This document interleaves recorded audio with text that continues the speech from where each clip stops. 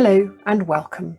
My name is Mary Lou and you're listening to the Hera Hotspot podcast, which is all about well-being for women both at home and at work. In this series, we've been meeting with some holistic practitioners and exploring their wonderful therapies and how they can help us in our everyday lives. In this week's episode, I'm delighted to be talking once again to my friend June Barclay, an Anusha healer and angel channeler. This week, we talk about how June connects with the angels and how they come to us all in our darkest hours. How at times we need to let go and let God and trust that everything will happen with divine timing. We also explore how we can all communicate with spirit through meditation, dowsing and oracle cards. June's humble life and manner help us to understand how simple it really is to connect to our inner voice and allow the angels to step into our lives and help us. I hope you enjoy it.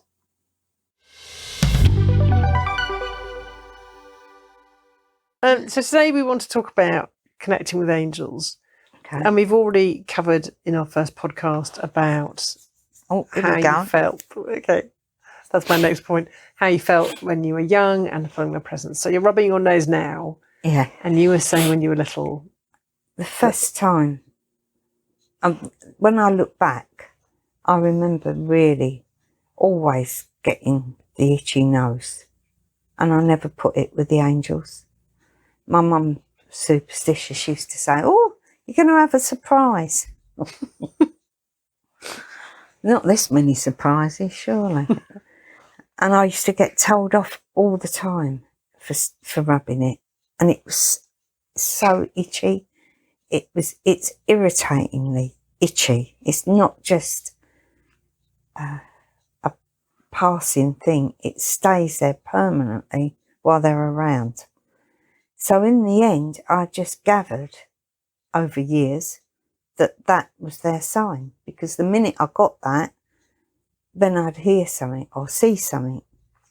So that the itchy nose was, for me, the sign that they was around. And when I work, meditation, group or healing, it always itches.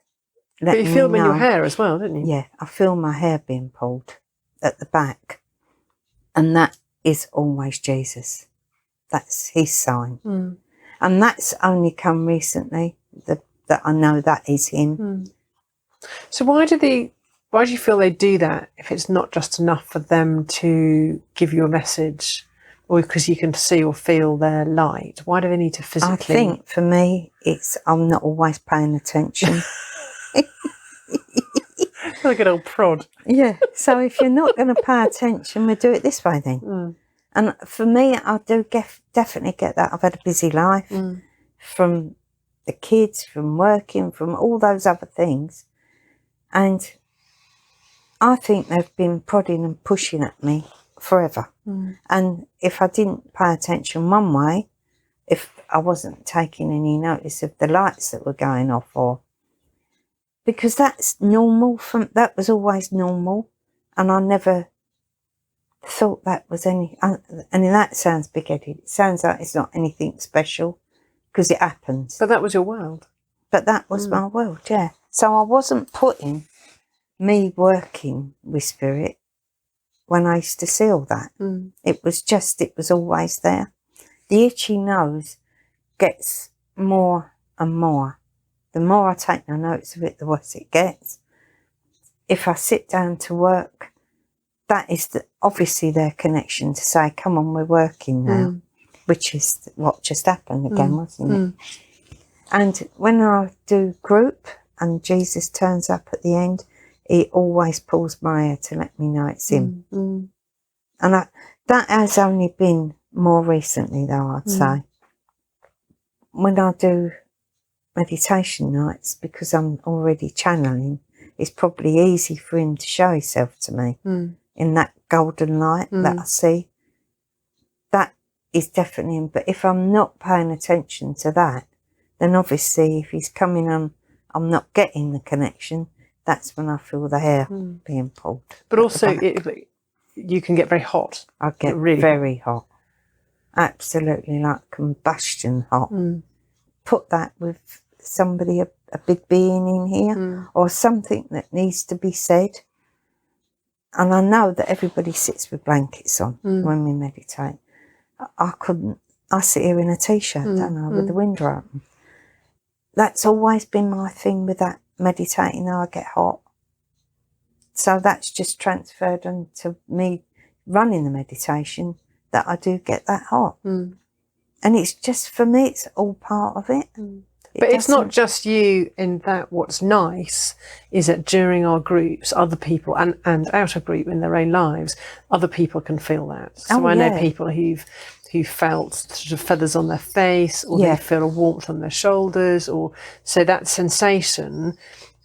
And a little bit like we were saying in the first podcast, when you create the time to connect and be still, you then become aware of these signs. Whereas you said, a busy life, you're rushing around, you're not going to be aware of a heat or a touch. But the more we connect, we are actually able to feel their presence in other ways. That's right. That's what happens. It's just giving it time. If you do think, oh, I felt something the other day, or I sat down and I did actually feel something on my shoulder, I felt a touch. Or if a feather keeps appearing on your path, they are trying to give you a message, and it's for everybody. Nobody is any different. We have all got access to this. It's how much you want to put yourself into it, and how much you want to notice it. But I will warn you, if you don't take any notice of it, and they want you to know, they will keep on. They will put that feather every day in front of you. They will send that robin every day to sing to you. You will feel that warmth. You'll feel a touch. There will always be a sensation connected to it. For most people.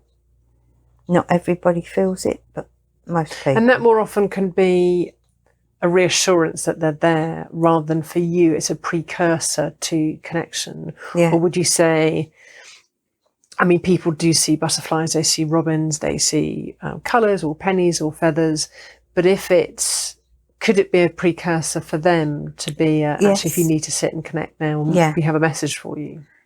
I think that people are asking all the time in their head. They may not say it, like prayers, sending it out there. Would you help me with this? Can I have help with that? And that's the asking. The answer comes by, if I'm lonely, I need somebody in my life. Just say, for instance, it's that one. Can you please send me somebody? On your path, the next day could be a feather. And that's to let you know, actually, you're not alone. That I'm your angel and I'm walking with you.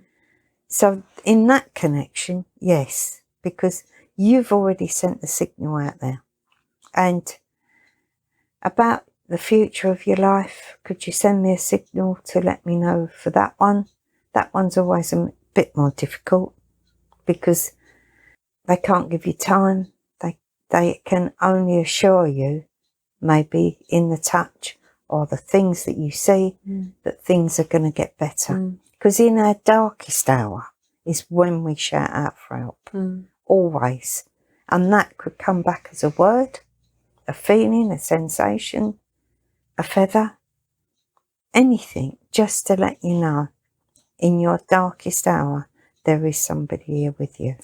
I had that when, and it's in the book, when I was in the process of deciding to leave my husband, and it was painful and dark and worrying, and I had 3 kids, and I remember, and it was all about the kids, what was going to happen, and I remember just going, what about the kids? What about the kids? And there was this tiny, tiny, quiet kind of, did I make it up voice saying, the kids will be fine. And it was so quiet, you could so easily have missed it. Exactly. And it sounds so silly to someone who possibly doesn't believe, but that was one of the 2 or 3 things that got me through, that gave me the courage to continue, because it was right. They've told me they're going to be fine, so I've now got the courage to carry on. But it would have been so easy to miss, and you wonder how many people do miss. Well, that's just me saying that because that's what I want to hear. Yeah, and that it is such a fine line. It really is. I think that's why people think it is their imagination. They're making it up. Part of this stuff is the imagination. But often, even on a trite everyday basis, I can go out, and as I'm leaving the house, it'll go, oh, take my coat, now I'll be fine, doesn't look like it's going to rain. Lo and behold, I'll be out and it will rain. And whether that's my higher self, whether that's my future self, time travelling, coming back going, oh, it's going to rain, you need to get your coat, whether that's an angel. But every time I have that little voice going, take an extra bag, or do that, or don't forget this, if I ignore it, I will know down the line that I shouldn't have ignored it. Yeah, and I get that because I still do it. I don't say that I ignore them. I just think, actually, that's me telling myself that. And every time when I don't do it, they do say to me, more or less, I told you so. You didn't listen again. I'm always getting told that. I'm no different to anybody else. When it's for somebody else, I would pay obviously more attention. When it's for me, I'm a little bit blasé about it. But when it's nice, when it is just like take an umbrella or don't forget your purse, you think that the spiritual thing is all about maybe big messages about life-changing events or this, but actually it's knowing you've got my back and you're not alone, that they're always looking after you. The best one for any novice is the parking angel. Oh, I love the parking angel. It is the best one. Yeah. Because Charlie, he lives with me with this stuff, and he says to me, it don't happen for me. And I said, well, the best thing for you to do is to try this one, the parking angel. And every time we get somewhere going, I'll go, oh, I forgot. And he goes, well, I haven't. I've already asked. Oh, okay. I'll look at him in amazement. It really is part of his life, the parking thing, because he's driving, I expect, and he thinks, oh, where are we going to park when we get there? Yeah. Whereas I'm busy getting the bags and getting in the car and not thinking down that road. But the parking angel is such pure, innocent play. You're playing at it. And when you ask for a specific spot and you get it, every time you think, there's got to be more to this. Yeah. And that's the start. You've just got to look really at how you get led along that line to get that. Because if you just say you put that on a bigger picture and ask, could you please help me with this bigger decision? Okay, it might not come straight away, but I guarantee there'll be a feather. I guarantee there'll be some sign that maybe they give us feathers because we can see that easily. Or butterfly. We know that butterfly means transformation. We do know that. The change from being in that catalyst to coming out and being a beautiful butterfly. And that's what that means. But when you see them, I think most people just really believe they are spirit. Even if they're not in this world, I think people believe that because they're so beautiful.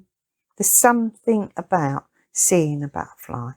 And I know when I'm going to get a message or something, a phone call, there'll be a butterfly and it comes really close. It'll fly around my head. It'll move about. If I'm moving around the garden, it'll move about with me. And we get loads in the house. Loads. When I did this room with Carl, we had everything out, moved the settee, got all those chairs out. As we opened one of the chairs, but I thought butterflies died really quick. He was living in the chair. And Carl did take the chair outside thinking it'll fly away. It didn't. So we folded it up gently, put it back. And I came in here before we started, getting back together again with the meditations or whatever. And it was flying around in this room. I mean, that is amazing, isn't it? That it lived through here in the winter and come back out. I think going back to the parking, it's understanding or accepting time. Yeah. So it's understanding that you can put a message out and then they've got to make something happen in the universe or someone move that, and all that connection of time. But also when you were saying earlier about asking for something or not wanting to be alone or confirmation over a job or a partner or a decision, that's our impatience with time. We're very linear. Well, how long is it going to be? Is it going to be? And they don't work like that. No. So you don't know, and it is having to trust that their energy and the way they work in their time. I can't imagine they have time. Is so different. They don't understand time at all. And most people, if they give you a reading, they all mostly say that you can't tell time, other than if they show you, say, a blossom on a tree to connect to time. But even that could be not this year, it could be next year. It's they just don't understand time at all. So I don't know how they make that work with the car parking space, because that is timing, isn't it? That person's got to move out of that space for you to go in it. But it's interesting because that makes you think that you can ask for something to occur in the future, for help for something, to get better. But I've just got what they've said to me. They just flashed Carl up to me. They know I was asking for years. Help for Carl, send him healing. I got told lots of times, you got to stop with the healing because this is not making any difference. It was in his timing that it had to be right. So you can ask and you can say, and maybe for what you're asking for, like me, it just wasn't in the timing. It wasn't in Carl's timing. It was in my timing, and I wanted it now, but it wasn't going to be given to me now because it wasn't the right timing. Do you get that? Is that what they mean? That's what they mean? Yes, that's what they mean. So, say you're maybe in love with a man that you can't have, or it's not happened yet, and you're getting impatient about it. Maybe it's not in his timing to be in your life yet. So because my timing was right and what I wanted, for Carl, it wasn't the right timing. It feels very deep about this stuff. It wasn't the right timing for Carl to come back before. What you forget, my dear, okay, who we got here, is everybody is in their own divine timing. We can show you a clock with times on there, but the soul has to be ready to show up on that timing. It's the soul that has the clock. That's really weird. They're showing me a box, and the box opens when it's time. Almost like it's got a timer on the lock. Yeah. So I think they're giving me that to put the analogy in. You know what they're saying to me?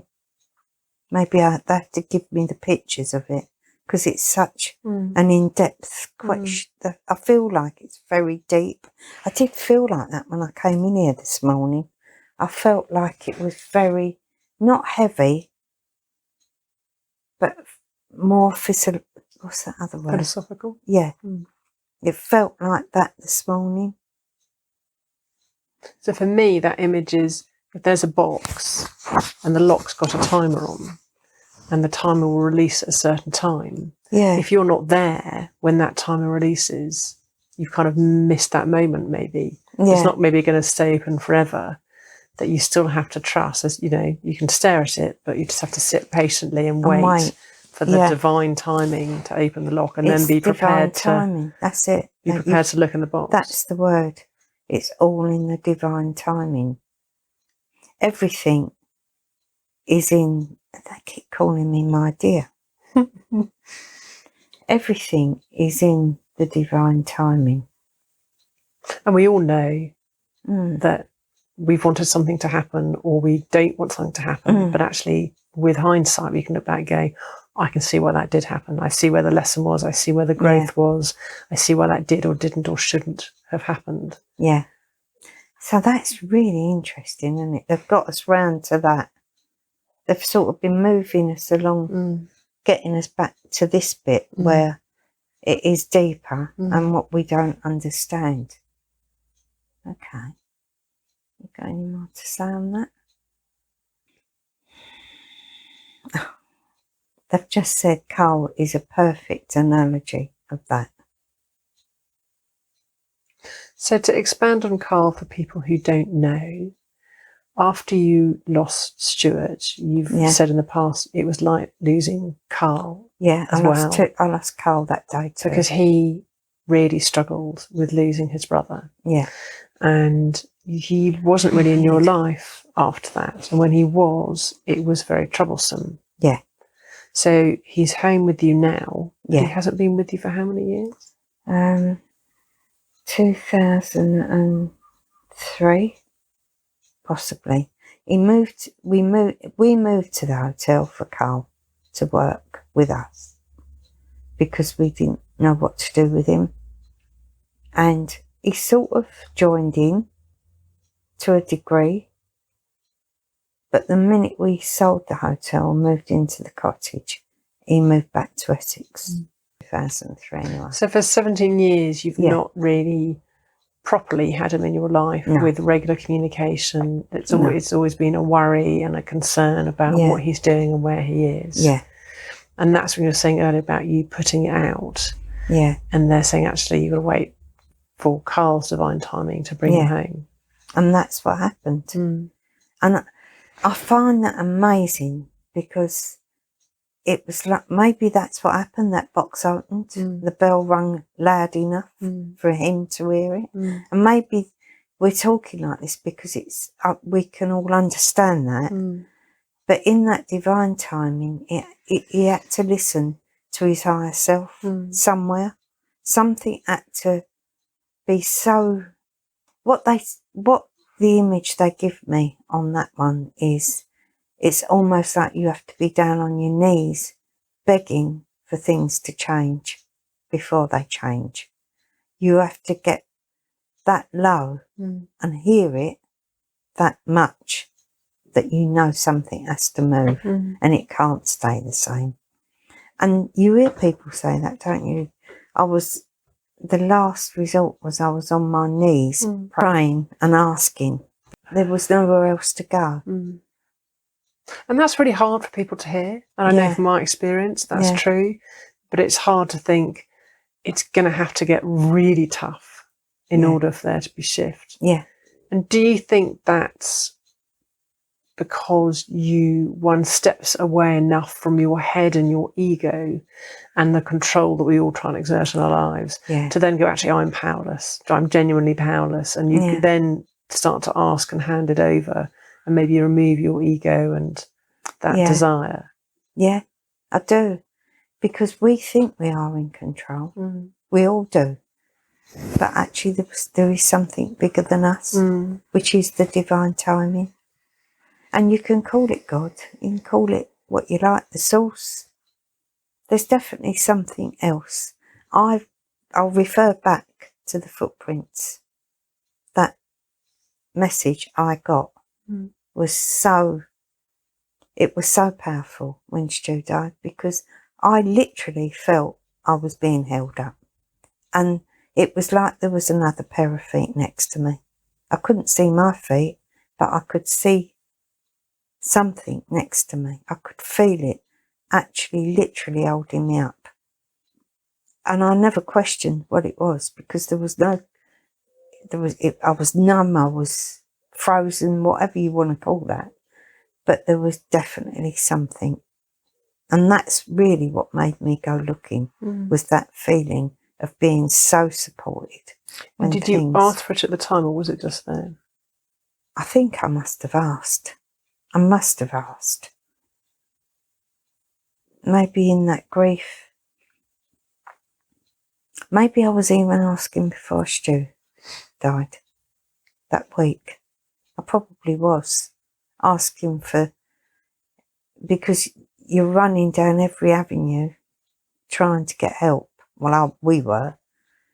And the help came, but it didn't change anything. And it was just that feeling of actually being supported in the end.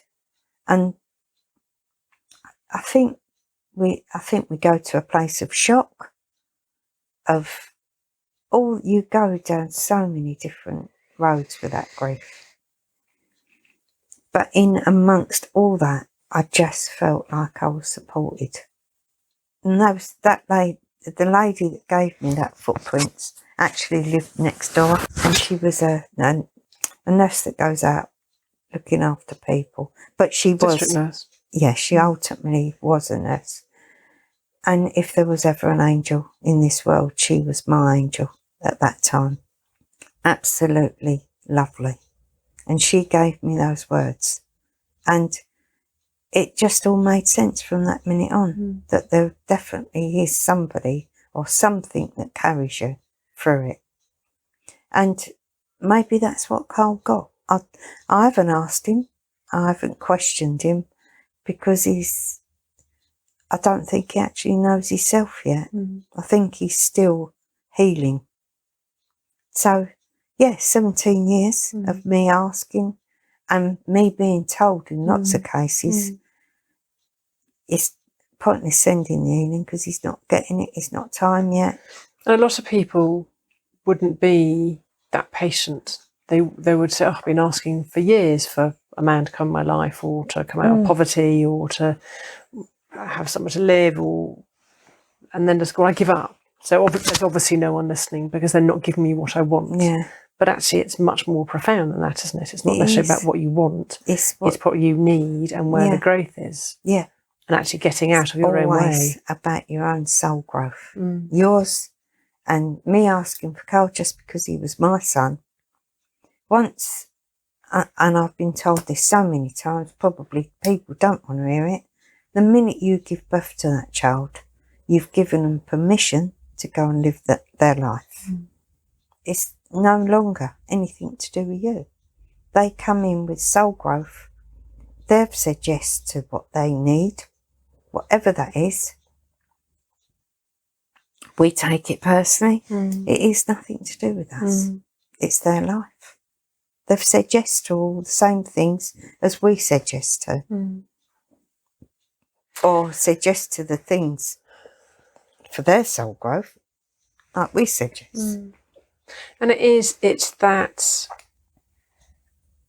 we try and put that human perspective or desire onto things, and we have an expectation, rightly or wrongly, that life is going to be easy, which it isn't, or it's going to be long, or it's going to be positive or wealthy, or all these things. And I remember when my sister passed away, she was 14, and she wasn't married, and she didn't have children.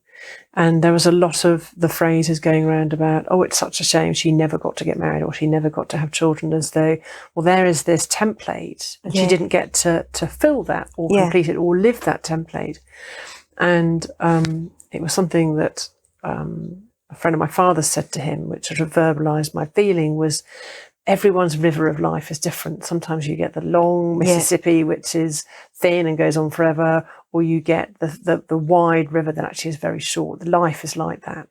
And I interpreted that as, and everyone presumed, to take my sister as an example, that life is an A to Z, and she departed at M.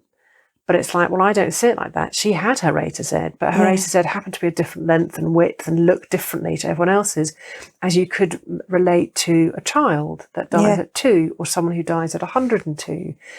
They're here for their soul growth, to achieve a certain thing for a certain length. Yeah. And it's not for us to go, well, that child or that person hasn't married, or that child hasn't reached 10 or 15, 20, and however heartbreaking and tragic that must feel for those left behind, that is kind of how it is. It is.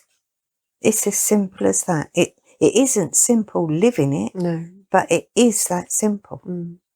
Because the first thing I thought when Stu died was, I'm actually never going to see him get married, and I'm never going to have grandchildren from him. And the part of what happened was it stopped. It felt like it stopped the growth of the family, and it probably did. But the growth of, all happy families were surrounded by other people's kids and their kids. So losing your own child, it felt like that was the end of my family. But actually, that was only my humanness thinking that. Well, that because we live in the future and we always have this is the timeline, and we accept or presume that is going to happen in the timeline. And when that timeline stops, you go, hang on, there's all this stuff that's unfulfilled in that timeline. But that's our living in the future. It's our stuff again, not the spiritual stuff. Because Stuart had already probably completed his contract, whatever he came here to do. And maybe that was just about waking me up. It might have even been about waking Carl up, in all fairness, and changing his life, for him to put him on a different path. Because obviously Carl was, for whatever reason, had to go through all these lessons. And in my eyes, his lessons have been worse than mine, but probably they haven't. It's just because he's my son, and you don't want that for them. No.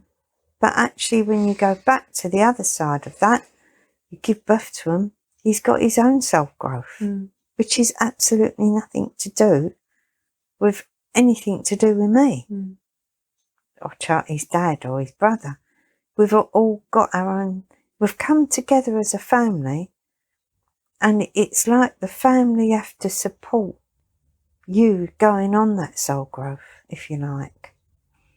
I was meant to be Carl's mum, to understand that he wasn't ready to come home. I'm not saying it was easy, it was tough. But out of that lesson, the biggest lesson I learnt was to let go. I had to let go and let God, and let God take over. Because all I was doing was getting in the way, sending healing, asking other people to send him healing. I was like a demented mum with it, in a way. As much as I understood the spiritual side, all I wanted to see was Carl well. And there was a timing on it. I find it amazing. Well, and it's out of our hands. Yeah, it's that lack of control is frightening, and you are impotent to it all. But actually, the only thing you can do is keep asking. That I did the let go and let God every day. I always did. I talked about it in meditation lots of times, that was the way I was told I had to do it. I even asked if, when I knew I was obviously building up to do all this extra work, I did try to barter with the angels, God, whoever wanted to listen. You give me Carl and I'll do the work. And they said, no, you do the work and Carl will come back. And I couldn't argue with that one. I thought, well, I better get on and do it then.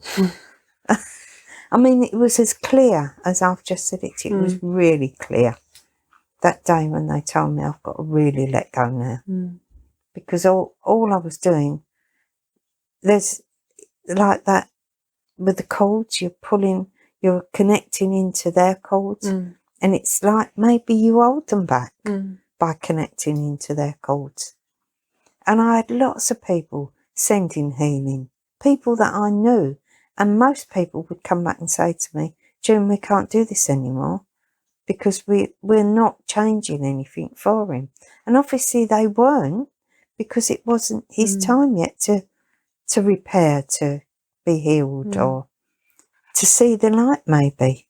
It is like the biggest lesson in trust, that whole story, isn't it? Yeah, it is. Because, you've buried one son and the other one went completely off the rails completely, in every sense, not just one sense, in every sense, down to not even being able to converse with us, not talk to us, not have anything to do with us. And it was as serious as that. He didn't, even to Darren, he didn't speak to Darren. And even one of his friends said to me, the day when we visited Cohen Hospital, and Darren was there, he said to Ty, tell him to go away. I only had one brother and he's dead. Oh. And they just lost Sarah then, Darren. He had long lost Sarah. Well, that's heartbreaking. It is. It's a tough, real tough lesson. And Darren doesn't talk about this stuff because I think he's been so hurt. It does hurt. Even I get hurt by it. I understand it. They tell me stuff about it. But it is still painful because you know that person, you've given them birth, you've given them life. It kind of goes back to what I was saying earlier about we make this assumption that life is a certain length and has a certain content and timeline and is easy. And then when it doesn't, in our perception, when it doesn't flow and there are massive potholes and there's pain and there's suffering and there's grief, there's a natural assumption that it's not supposed to be like this. So this is, my life is not working because it's full of this shit, basically. Yeah. But actually, the kicker is that is life. Yeah. And that is where all the growth comes, through all the potholes. And actually, if it is smooth riding, there is no growth at all. That's a really hard pill to swallow for most people. It is. I really wouldn't wish what I've been through on anybody. But is that what brought me to do the work I do?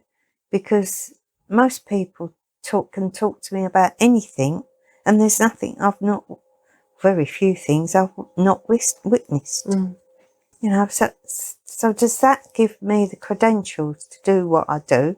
Because it's actually life that's lived. You wouldn't call it a life that's lived because it's not nice, but it is a life that's been lived, and I've lived through it, and I'm here. I'm well, to a degree. I've reached 73, and I think that's an amazing tribute, because most of my family didn't reach that age. You know, you do question it. You really question it. And it brings it back to the work every time.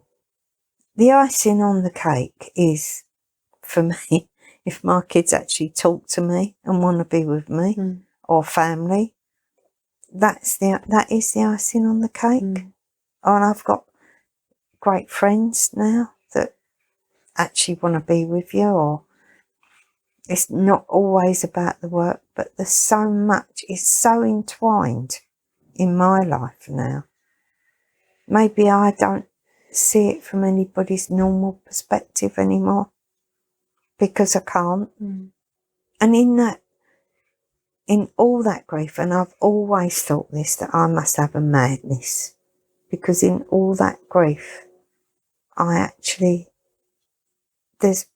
expect for me, because it's been such a journey, such a knowing, that I've almost been privileged. I feel privileged. And that does sound like you are bonkers, doesn't it? No. But that even losing the youngsters, and I can't explain it. This is obviously me speaking and not them. I can't say, I mean, when you talk about it, it does all sound so devastating, and it is. But out of that devastation, there's come a lot of love and a lot of people that have walked into my life that sort of support you for the next bit. It depends how you look at it. Someone else could have the same circumstances and the same life and totally live in victim mode and feel sorry for themselves and go, I've had an awful life. You know, we've all met people like that. I have this injury, I have this, I'm defined by my grief, I'm defined by my loss or my lack, whatever lack that is. But actually you look at what's happened and see the richness of it, the richness of the lesson and the positives, the people, the learning, the growth that's come out of it. And you decide to live with that vibration. Yeah. And the good and the benefits that come out of that for everyone else. And so many benefits. You've helped so many people. Yeah. And that's gold, really. It is, yeah. And maybe that was what I was meant to do anyway. Maybe that was what I came in on that vibration with to do. And all I did was pick it up and run with it, because maybe I didn't know any other way. I never felt like something was really punishing me, that I'd done something terrible. Charlie and I do often say, oh, we must have been wicked in another life to get all this.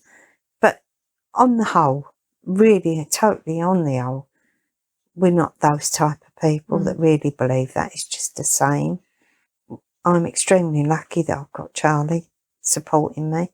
I think he's definitely going right the way back to the first story. When I heard that voice that I would marry him, it was definitely, really was ordained. You had to have a special person by your side in order to cope with this much grief. And it has been an awful lot of grief.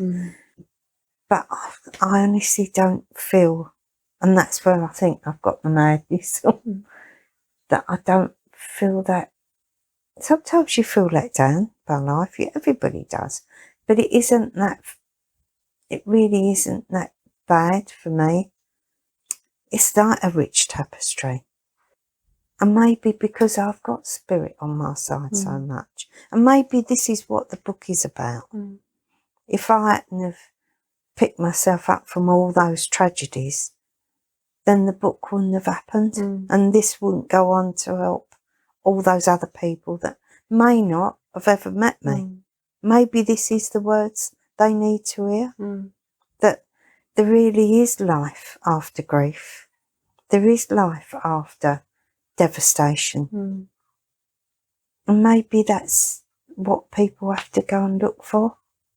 We use the tapestry analogy.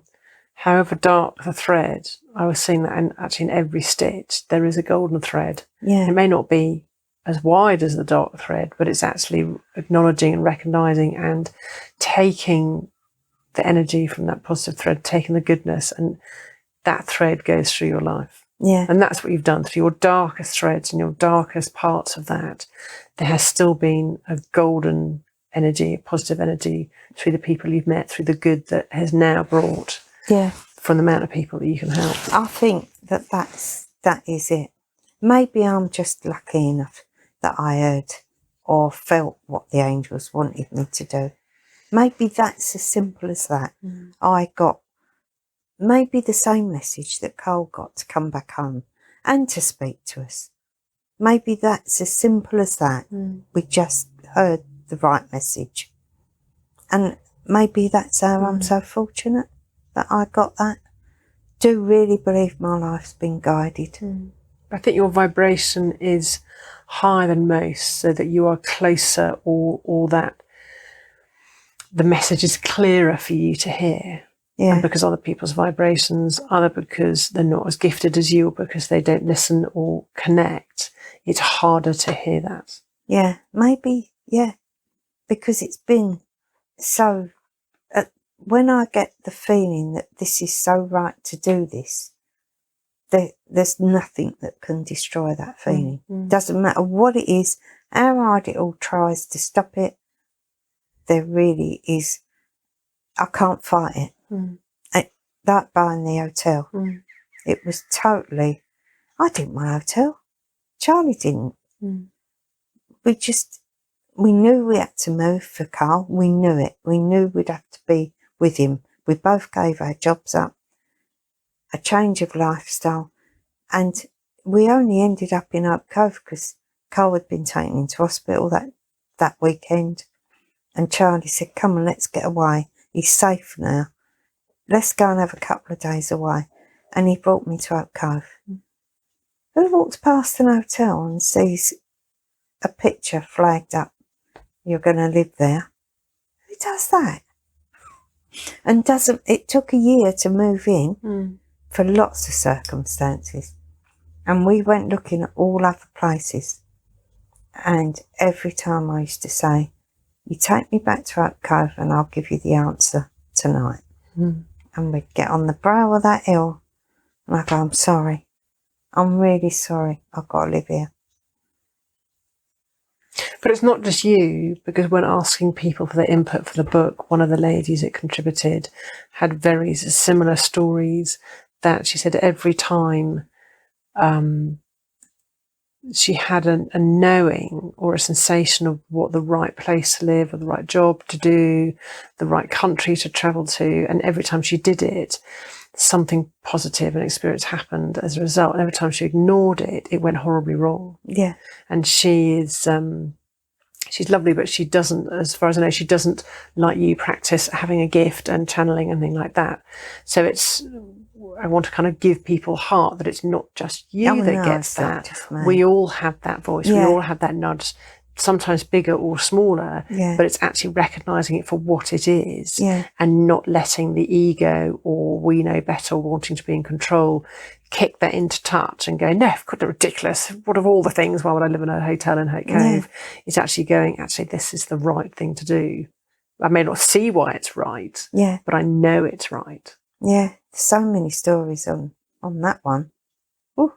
But again, but it's open to all of us. Yeah, it must be, because we must all be guided. So we started this podcast was really about connecting with angels and how they communicated and everything we've said so far. So for people who don't have that, for us mere mortals, we can use things like dowsing. We can use a pendulum and oracle cards. So if we can just talk a bit like that, about that, because you use a crystal on the end of a chain. So when not only do you get messages in your channel, when you want confirmation of something, you use that pendulum to move in one direction for yes and the other direction for no. And that kind of clarifies things for you. I mean, I know I do that, but I don't hear voices. Why do you use that? Why do you not just get a yes or no? Why do you feel the need to? I think it's belt and braces. Right. I'd hate to give the wrong message. Yeah. It just doesn't sit right with me. I think it's quite nice, actually, for channeling for someone to them to see that physical manifestation of that rather than just... Because I get it. I sometimes get visual stuff, or it's just more a knowing. It's like another voice that just pops in my head, but it's an actual physical knowing that it's right when I've said it. And that's my knowing. And going back to somebody else getting the right message for them, which is probably part of my job anyway, I like to still ask, am I getting this right? Because sometimes my humanist steps in and I'll say it the way I think it's meant to be said, and actually it's not what they mean. I'm just stepping and getting in the way a bit. So by asking the dowser, did I get that right? And so they either send it round in a circle because I've asked the wrong question. So that's a don't know. A yes is so clear because it goes, and people could say, well, you're moving that. But I'm not moving it because I just know that they move it. I know they do. My hand stands still. I always rest my arm against something so it's fixed and it's not waving about. And the answer is immediate when I ask that question. And big as well. Yeah. Is that right, Angel? Yeah. I mean, I've known you, I feel like I've known you forever, but I think I've known you for about 5-6 years. I've had this discussion before, I can't remember meeting you. So I've been using a dowser, let's say, for 5 years. And when I first started, the movements were very small and I knew I had to ask them to do louder, but to give people heart that it doesn't happen immediately. It is about connecting and trusting. And now I do get much clearer answers. And they're not, I don't use it in a sort of life-changing way, but more often not, it's confirming really kind of what I know. Yeah. But it's like, okay, I don't really want that to be yes, but it is, and now I've kind of really got to do that. Yeah. So you don't always get what you want. You don't, no. But like it is me asking about the book. has Patsy got to write that bit for the book? No, you've got to. Oh, okay then. It is putting the ball back in your court when it's needed. And I think it's really confirmation. So it's a really nice way for people to start, yeah, to feel connected. I'd say it's the best way to start because you can ask, because we all think, well, we all have got a guardian angel, but we can all think, oh, have I really got one? Is it really for me? This what they're talking about? But you can ask, is your guardian angel with you? By just I'd say you have to give the right answer, the right question now to get the answer. You can't expect to ask them 3 questions in a row and get that answer because they just go stop. They just won't answer. My pendulum stops. If I ask the wrong question, it just won't go anywhere. And you've seen that even this morning. So angels, have I got my guardian angel with me today? I mean, it's as if I would doubt it, but have we got, as Archangel Michael, is he here today? I said, no. Is Archangel Raphael here? Is Archangel Uriel? So we have got Uriel today. Have we got Gabriel? No. And it's already going to answer because I know I'm going to ask, is Sandalphon here? And Sandalphon is my guardian angel. So we've got Sandalphon and Uriel has had a lot to do with the book. Maybe it's Uriel. Apparently, it always feels very feminine to me, but apparently it's a male energy, Uriel. I've just got the message that Uriel was interested in what we're talking about, the signs. So, are you happy with the messages up to you? So that's a yes. So, we've been going down the right track, obviously. He's happy. And I go this way because mostly I film this side to the right of me. I don't know why that. I've got no reason to know why, but that's the sort of way I film around there.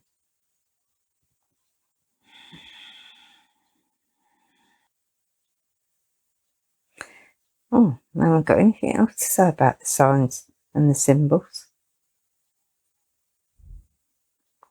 What he's just said to me is we could talk about feelings. Okay. So feelings, okay. I just asked, do you mean emotion? Yes. Okay.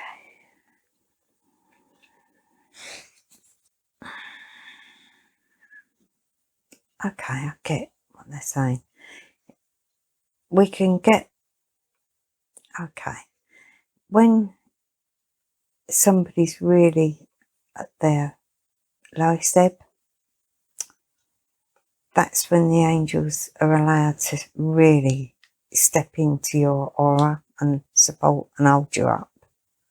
This goes back to the footsteps. They're showing me a feeling of like supporting you under the arms, like so you don't fall. And in one way, your emotional body's already fallen. So that this means then it's not your physical arms, they're physically holding you up emotionally. Okay. Does this make sense? Okay. We bring in the light to support your darkness. Oh. It's almost when you're on the lowest ebb that you give us permission to support you in that way. to give you the emotional well-being for you to pick yourself up and start over again. And it is, this makes me know, it's an inside job. We try to make you feel better about yourself. So we send the light to the dark to support you. This is a very human thing when you fall by the wayside. We just have to be there to steer you back onto the path, for you to be here for your soul lessons. I get it, and it's showing me a path. And when he's saying when you go off, it was like that we were over there, and it's like pulling you back onto this path to make you see that this is not as bad. This is just a soul lesson. I just said to him, this is not as bad for you, because you know different. And I got back, so do you. So somewhere in our knowing, we know that being off that path isn't a good thing, that you've got to get back on track. Is that what you mean? Did you mean that, Uriel? Did you mean that we know that we have to be back on track? There's a knowing. Okay. So is this part of our emotional connection to spirit? And that's a yes. So the emotional body that we come with is part of our antennae. And that's a yes. So when you look at the order they are, you look at the layers of the aura, you do have your etheric body, don't you, and your emotional body, and yeah. Then each are different colours. Yeah. What colour's the emotional? I'm getting told yellow. Okay. Is the emotional body yellow? So that's the solar plexus again. And that's really interesting, because we were doing in my work in Touch for Health, we do a thing called a colour balance. So you work with red, yellow, white, blue and green, and they each define the 5 elements. And it's about looking at the colour, and there are negative aspects and positive qualities in each colour, and allowing the vibration of the colour to either diffuse the negative or to bring in the positive qualities. And we were doing this via Zoom, and it was still working. And my teacher was saying some colours will be really irritating to look at. They'll just annoy you, and some will be drawn to. And for me, it was yellow. It was really just maybe cross. Yeah. But it was the most powerful one of the words. So obviously, emotionally, I needed to work on that aspect. But it's fascinating how we look at the chakras, and you look at the emotional aura, and you look at that from a perspective that those vibrations of colour. Yeah. All connect. Because I very rarely wear anything yellow. Yeah, me too. And I know I've given messages in wearing yellow there, telling people to actually put the colour yellow there. And I know when Jill lost John, I took yellow flowers to give to her. And I did it when Laurie's Nick died to his mum. I gave them both yellow. It was so screaming at me that I had to give them yellow flowers, because that is the part that was really hurting there. That emotional pit that you have to rebuild. So that's really interesting. And we've had this discussion so many times, we're so in our head, we're so human, we're so arrogant, we're so ego-driven, the desire to control is so strong that we've just forgotten to communicate on that vibrational level, the feeling, the colour, the knowing. I think, really, really, truly, I think none of us like to visit that spot because if it's emotional good is great. We're up there and flying high, but the emotional down is just not a place you want to go and visit. And maybe that says something again about our humanness.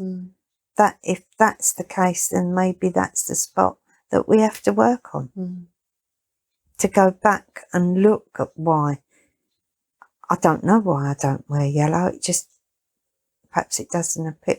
I do get every day when I stand in front of my wardrobe, I know exactly what I have to wear. There's certain colours I could never put on for that day. And that's a knowing. It's not it's only when I stop and study and try and look at why have I done that? I could get clothes out on the bed and think, oh, I'll wear them today. I've done it today. And I couldn't have put them on to do this. It wasn't right. So I went back and they were showing me what. I know it all sounds a bit bizarre, but it had to be these trousers and this top goes with those trousers.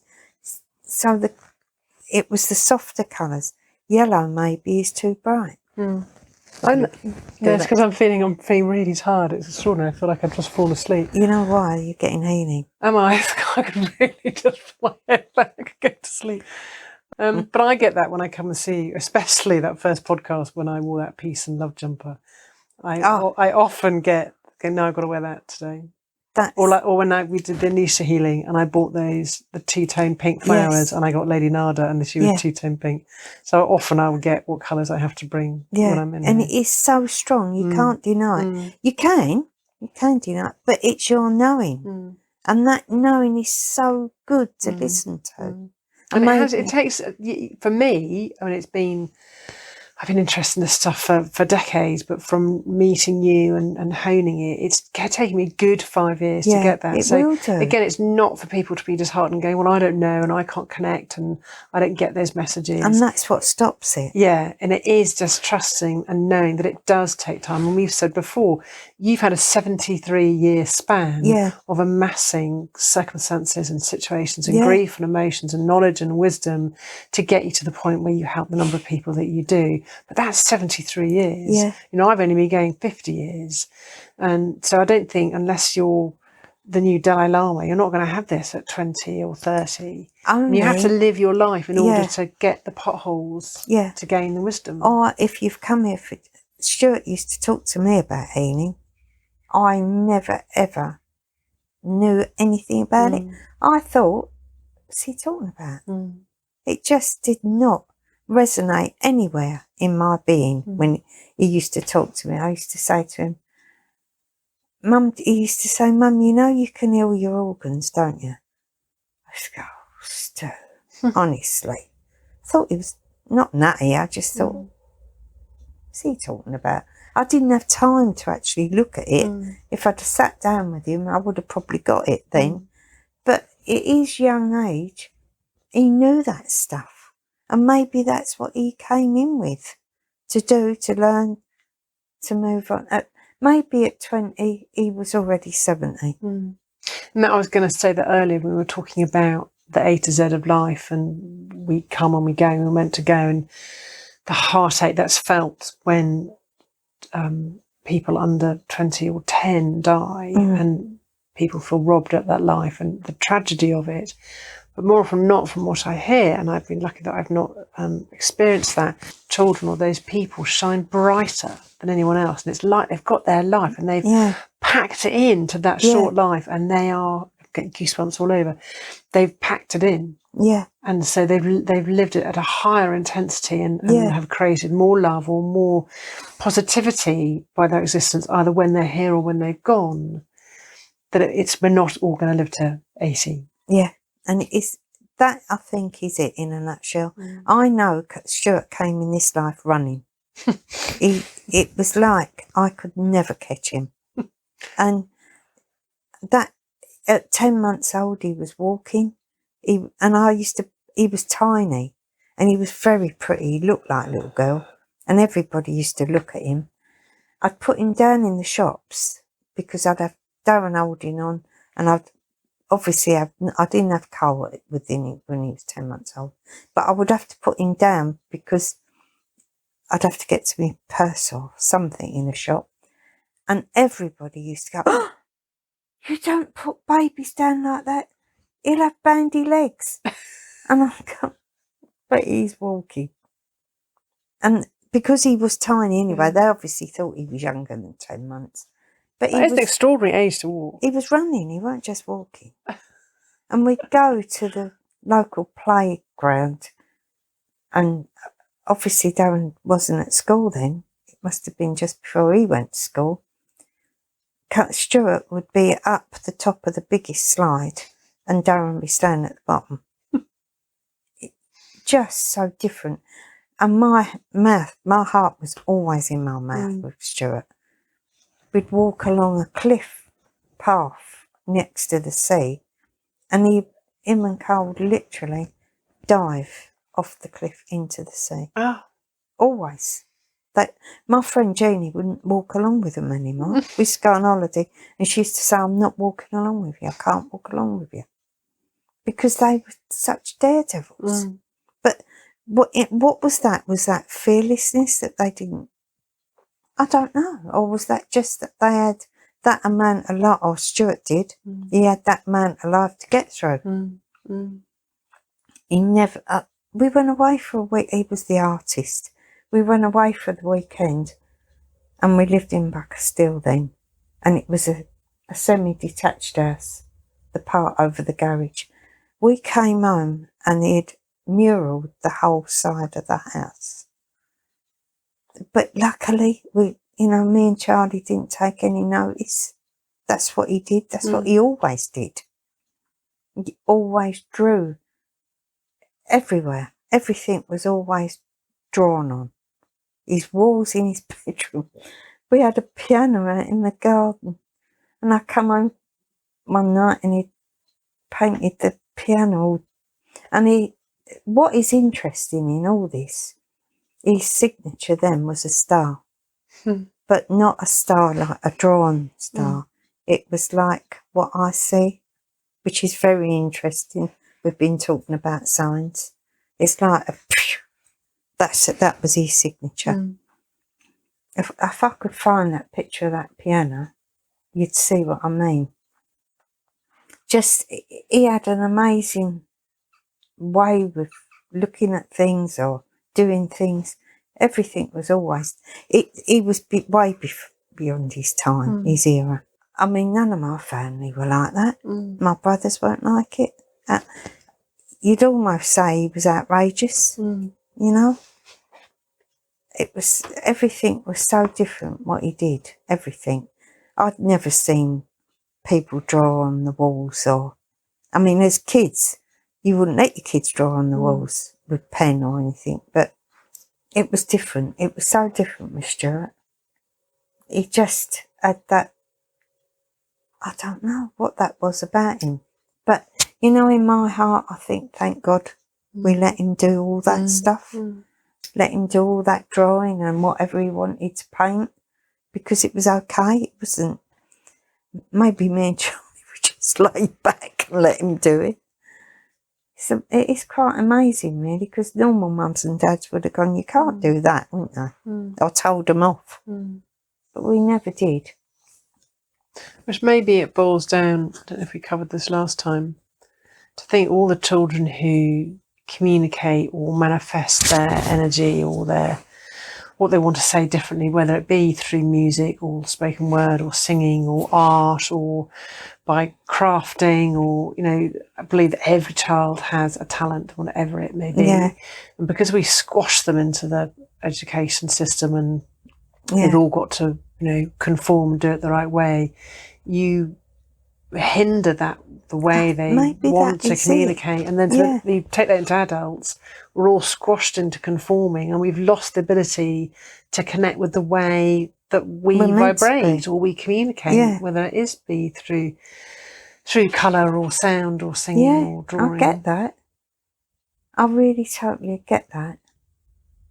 Because maybe this was my communication And thank goodness I didn't have anybody to squash it other than me.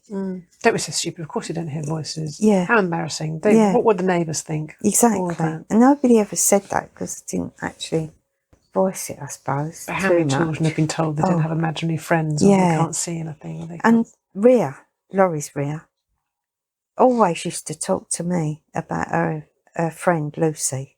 We always had Lucy. And I used to say to her, where she live then, Ray? She lives in London. She knew exactly.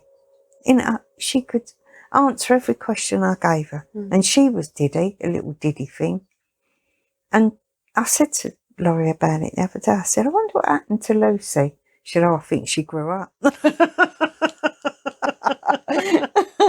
But Rhea really had some form of gift, and none of us squashed that either. I think for people who were saying about being able to connect, and maybe when you're younger, in your 20s and 30s, if you've got a family or a career and you're too busy to connect, and hopefully for the people who are listening to this and who read the book, I do believe that you come to this stuff when you're ready. Yeah, and definitely. It will start to make sense. I know that books have come to me when you're ready, and it is getting to the point where you're not superstitious or skeptical or frightened of it. Yeah, even. Some people have a fear of it, and that won't work if you've got a fear of it. It's kind of getting to that point where you begrudgingly, I suppose, know for some people that it's right, and if they are resistant to it, but actually they really know that there is truth to it, and so they explore it more. Or actually, as you say, it's maybe it's just a knowing that you've got to explore it. Maybe you've gone through every avenue and there wasn't an answer, so you just try something else. And maybe it's as simple as that. And maybe that's what it was for me. I just got drawn to people, and for some reason when I got drawn to them, things changed for them. Like opening up a meditation group, or I mean, I didn't even we probably all meditate in a daydreamy type of place, which I probably did. I think I was always a bit in that daydreamy state. So meditation wasn't a word that was bandied about then, because you're talking 28, 30 years ago. For that lady to actually say, I'll open up that group because I've met you, was quite an honour, really. At the time, I was probably quite numb from all what was going on and not really paying attention to that. But it's a big thing for me now, when I think she did that for me. And it started me down this journey.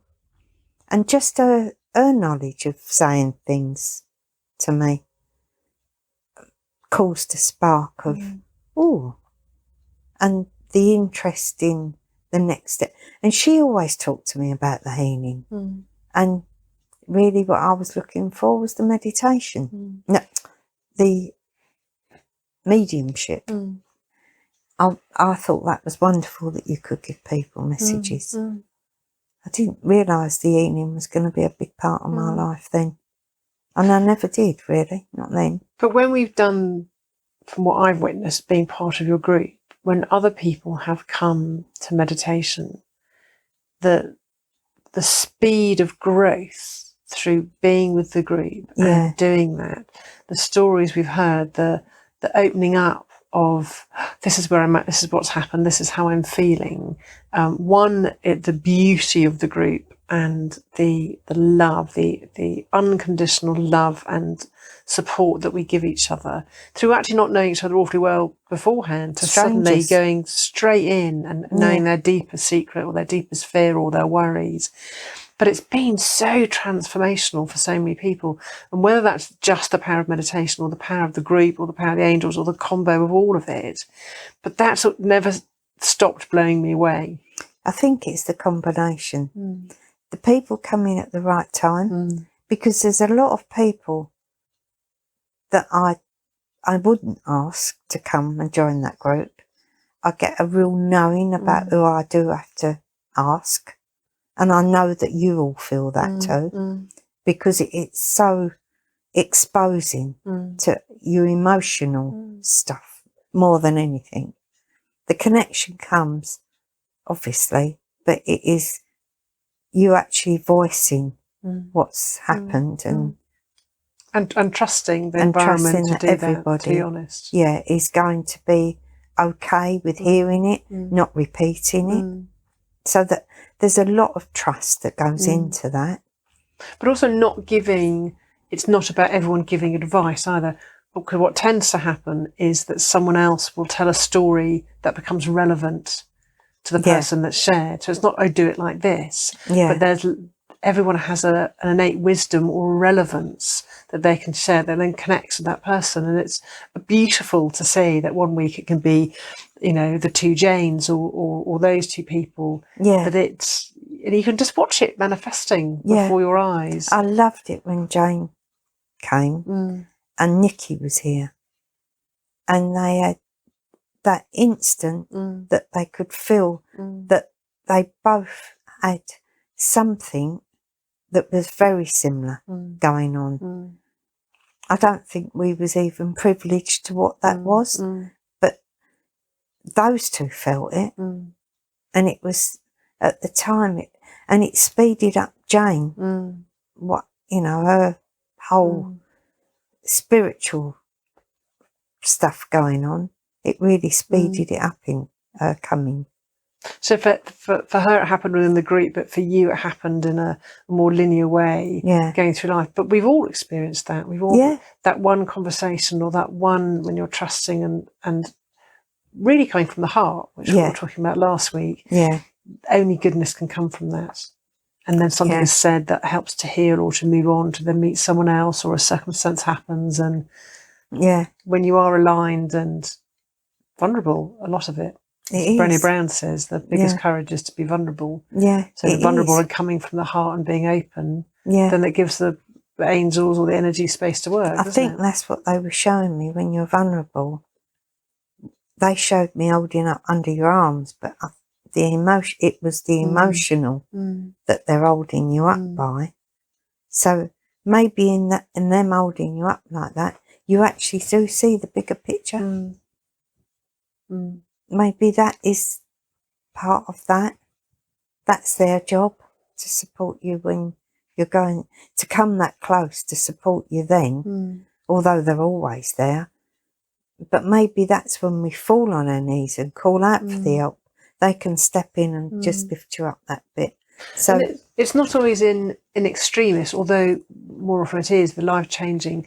That vulnerability can be, say, for example, within our group, and people just be vulnerable because they're honest. Yeah. As soon as you're vulnerable, then you open yourself up to healing. So it can be about a job or about a marriage or about a child circle, relationship. But there's always healing to be had. And you get extreme vulnerability or grief or, which feels so much bigger and is so much bigger. But I think to be vulnerable even with small things creates that. Maybe it's just a vibrational thing. Yeah, I think it is. And I think that's what they were showing me. Uriel called it emotional. And maybe it is all tied into that. But it is vulnerable. We call it vulnerable, don't we? And it's just said to me again, it's about trust. And it is trust. I trust completely that they're going to turn up and do their job. I always, for a long while, seen such wonderful stuff come from it, especially when we sit in group. I think that's so instant when we sit in group that people, it's like the light bulb moment, isn't it? That they just get it. And it's always a different person for a different reason. The cards, everything about those evenings are just so spot on. They've got it so in order. But for people who don't have that, one, they could see if they could find a group. Yeah. But I wanted to also just briefly touch on the other form of communication that we use in group, that we use as individuals, and that anyone can do, is when we're using the oracle cards. Yeah. Because I think when you are vulnerable and put that out and recognise, actually, I'm feeling fearful, or I'm feeling grief, or I'm feeling overwhelmed, or I'm whatever it is, And you then use your oracle card packs, of which there are so many to choose, and you choose the ones that you're drawn to. The messages that can come out are amazingly, they never cease to blow you away how supportive and spot on they are, whether you're taking a single word or a card with a short explanation, or ones that then have a book. And you could say, if you were skeptical, oh well, I'm sure if you could read anything into that, but they're pretty specific, aren't they? Pretty and spot on every time. And especially the words in group, the same words will come up again and again, whether it be power or trust. And it will get reflected in all the conversations and all the messages that we get, or the meditations that we get. But for me to have that in my lowest moments, the other night I was upset about something at midnight and I should have been asleep, and I'm anxious and I knew I wouldn't sleep. I just sat down in front of my altar and I took 3 cards, and the calm it brings me, because I know I'm not alone, for one. I know they hear me, but also the message is, okay, I get it now. I've put it in a different perspective. You're trying to tell me that. Okay, I can get that. You can look at it from a different angle. And for me, they are one of the most powerful. Almost to me, actually more powerful than the pendulum, I think, in a way. I think they are. Everything has its own relevance. The cards, the pendulum. I know when we're going to do group that I'm guided totally to what cards we use on that night. And there is always a relevance when someone picks those cards. It could just be one of us in that group that gets the right card to spark off the rest of the group, to give not their point of view, to give their story, to make that person feel that they're not alone. Even in the group, they're not alone. Besides who runs the group, which is the angels, they've got so much backup, then they're not alone. And it's in the aloneness that I think people fall by the wayside more than any other reason, because you can't see the wood for the trees when you're on your own. And it just becomes despairing, doesn't it? It does. To feel lonely and when life is tough is awful. Yeah. Truly awful. And if you're not feeling your angel because of that reason, in the group, it's more to it than that. It is actually that emotional support you get. That's what I really believe. So you can grow. You can use your path to the way that you're meant to be using it, to walk in the path, whatever that path is. Maybe it's not to work, or maybe it's just bringing you to use the oracle cards or to use a dowser, to get your own answers, to feel comfortable in your own body and not think that you're going mad because you might have heard a message or following that spiritual path. Like, people do think they're going mad because that's what the society tell you, that that's not real, you're imagining it. And I think we know that you get a lot of we get comfort from huge. Doing it. Life-changing. Yeah. So that's, I expect that's what really the basis of that book is, that it's for people to really not think they're going mad, that their imagination's not running wild, and that actually there is help if you go looking maybe in the right places. But I do believe we all find a group that suits us in the end, and it will always be special. All the groups I've ever sat in, there's been times when I've known I've had to leave because that was enough.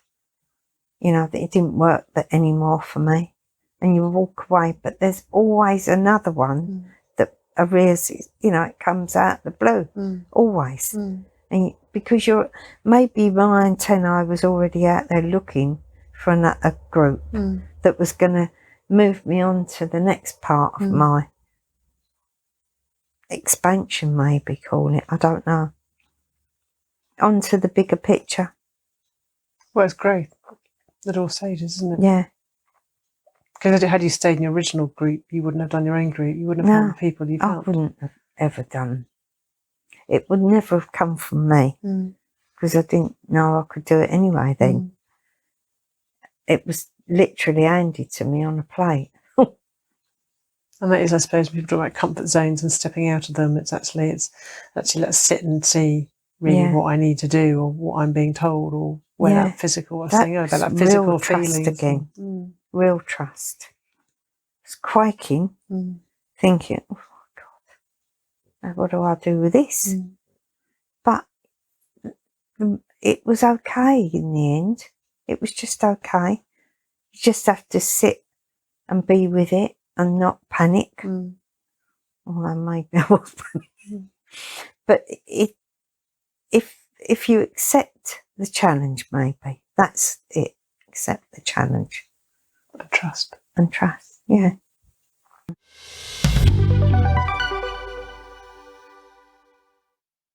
Thank you so much for listening to the Hear a Hotspot podcast. I really hope you enjoyed it. If you'd like to hear more in the series, please visit our website, www.hearaholistic.co.uk. I look forward to speaking with you soon. Take care.